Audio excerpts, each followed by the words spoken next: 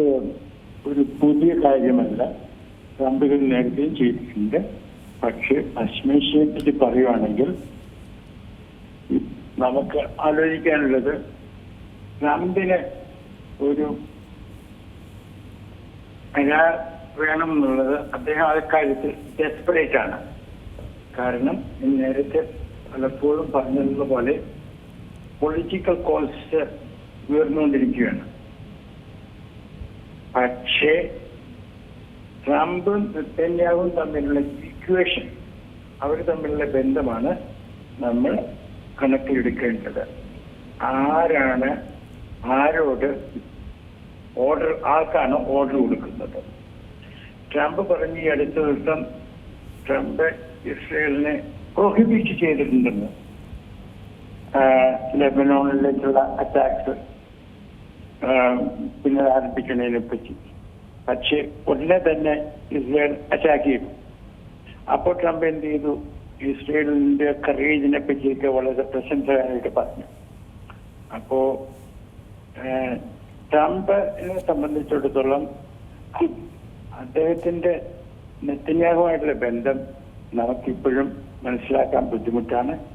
ഞാൻ നേരത്തെ പറഞ്ഞ പോലെ ട്രംപ് ഡെസ്പറേറ്റ് ആണ്, പക്ഷെ നെതന്യാഹുവും ഡെസ്പറേറ്റ് ആണ്. പക്ഷെ നെതന്യാഹു ഡെസ്പറേറ്റ് എന്തിനു വേണ്ടിയിട്ട്? ഒരു കരാർ പ്രിവെന്റ് ചെയ്യാനായിട്ട്. കാരണം അദ്ദേഹത്തിന് ഈ യുദ്ധം കഴിയുന്നിടത്തോളം നീണ്ടു കൊണ്ടുപോകണം, അല്ലെങ്കിൽ കറപ്ഷൻ ചാർജസ് വരും, അദ്ദേഹം ജയിലിലാകും, എലക്ഷൻ വന്നാൽ അദ്ദേഹം തോൽക്കും. അപ്പോ അത് രണ്ട് കാര്യം. പിന്നെ ഇറാനെ സംബന്ധിച്ചിടത്തോളം അവര് കീനാണ് ഒരു കരാറുണ്ടാവാനായിട്ട്. കാരണം ഇനിയും കൂടുതൽ ബോംബിങ് ആർക്കാണ് ഇഷ്ടം? പക്ഷെ അതേസമയത്ത് തന്നെ അവര് ഡെസ്പറേറ്റ് അല്ല. അവര് ഇനിയും അമേരിക്കയും ഇസ്രയേലും കൂടി അറ്റാക്ക് ചെയ്യുകയാണെങ്കിൽ അതിനെ നേരിടാൻ അവർ തയ്യാറാണ്. ഇതിന്റെയൊക്കെ ഫലമായിട്ട് മറ്റുള്ളവരും ആണ് വിഷമിക്കുന്നത്, പ്രത്യേകിച്ച് ഇന്ത്യ. പക്ഷെ ഇന്ത്യ മാത്രമല്ല, യൂറോപ്പിൽ തന്നെയും ജെറ്റ് ഫ്യൂവലിന് ഷോർട്ടേജ് ഉണ്ടാവാൻ പോകുന്നുണ്ട്. ഫ്ലൈറ്റ്സ് ക്യാൻസൽ ചെയ്യേണ്ടി വരും. മറ്റു വേറെ പലതരത്തില് UK-യില് ഗവൺമെന്റിന് ഇതിനെപ്പറ്റി എമർജൻസി കൺസൾട്ടേഷൻ നടത്തിയിട്ടുണ്ട്.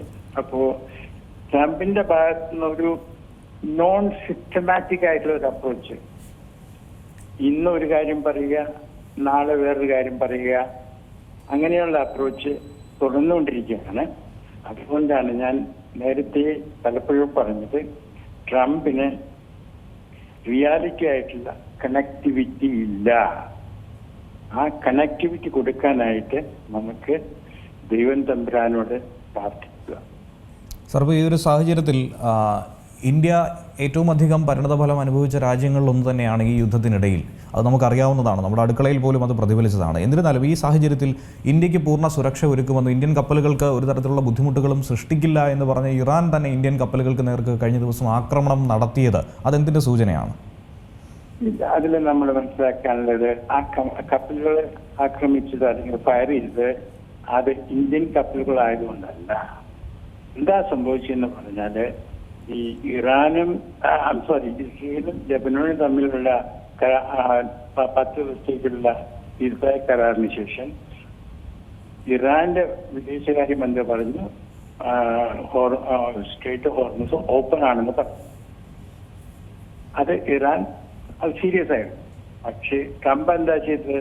ട്രംപ് പറഞ്ഞു അത് അദ്ദേഹത്തിന്റെ ട്വീറ്റിൽ പറഞ്ഞു. പിന്നെ അടുത്ത ട്വീറ്റിൽ പറഞ്ഞു, പക്ഷെ ബ്ലോക്കേഡ് കണ്ടിന്യൂ ചെയ്യും, ഒരു ഫൈനൽ കരാർ ഉണ്ടാവുന്നു പറഞ്ഞു.